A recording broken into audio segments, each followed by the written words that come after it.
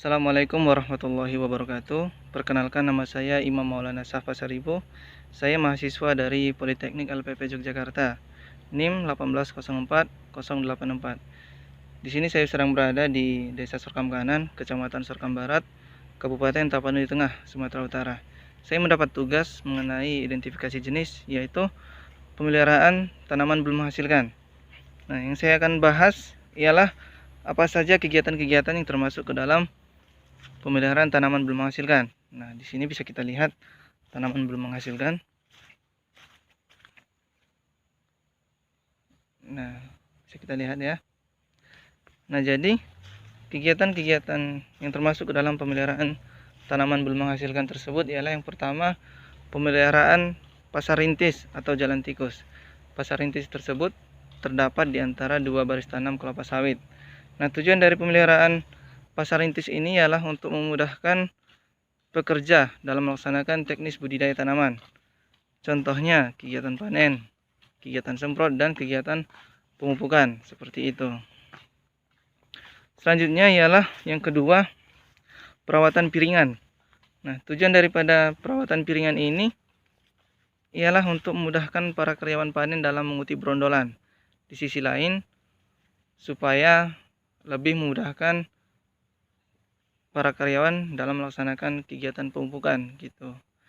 Nah, tujuannya juga supaya unsur hara yang terdapat pada pupuk diserap sepenuhnya oleh tanaman kelapa sawit.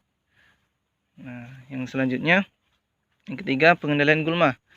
Pengendalian gulma tidak hanya dilaksanakan pada piringan saja, tetapi juga pada akses-akses yang sering dilalui oleh para karyawan, seperti itu. Nah, pengendalian gulma ini bertujuan untuk mengurangi tingkat persaingan unsur hara yang terdapat di dalam tanah. Nah, hal ini bertujuan juga supaya pupuk yang masuk ke dalam tanah diserap sepenuhnya oleh tanaman kelapa sawit. Nah, dan yang selanjutnya ialah konsolidasi. Nah, konsolidasi ini ialah kegiatan yang dilakukan untuk menginventarisasi tanaman. Tanaman apa saja, yaitu tanaman yang sudah mati, yang tumbang, ataupun yang terserang hama dan penyakit. Nah, pencatatan ini jika sudah diketahui tanaman yang mati ataupun tumbang dan juga terserang hama dan penyakit, maka secepatnya dilaksanakan kegiatan konsolidasi, seperti itu. Nah, yang selanjutnya, pemupukan. Nah, pemupukan tersebut bertujuan untuk meningkatkan organ vegetatif yang terdapat pada tanaman belum menghasilkan.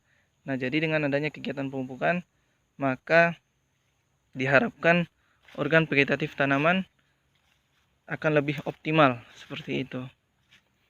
Pada tanaman belum menghasilkan, kegiatan pemupukan biasanya lebih ditujukan kepada organ vegetatifnya, belum kepada buah itu sendiri. Nah, jadi yang selanjutnya ialah kastrasi. Pada saat tanaman berumur 2 tahun, biasanya tanaman belum menghasilkan tersebut sudah mengeluarkan bunga jantan ataupun bunga betina.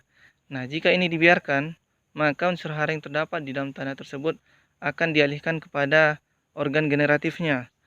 Nah, jadi tujuan dari kastrasi ini supaya menghilangkan, membuang bunga jantan ataupun bunga betina. Nah, mengapa? Karena unsur hara yang nantinya terdapat dalam tanah bisa dialihkan kepada organ vegetatif. Nah, jadi para karyawan tersebut membuang bunga jantan dan bunga betina. Itu merupakan kegiatan kastrasi, yaitu untuk memacu pertumbuhan organ vegetatifnya. Nah, yang selanjutnya, sanitasi ataupun pruning. Biasanya tanaman kelapa sawit yang belum menghasilkan itu pada spiral paling bawah itu biasanya sudah mengena ke tanah.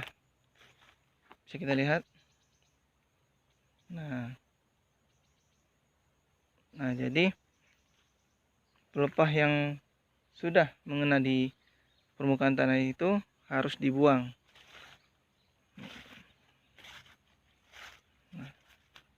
Jadi itulah beberapa kegiatan-kegiatan yang termasuk ke dalam pemeliharaan tanaman belum menghasilkan. Nah, jadi cukup sekian yang dapat saya sampaikan.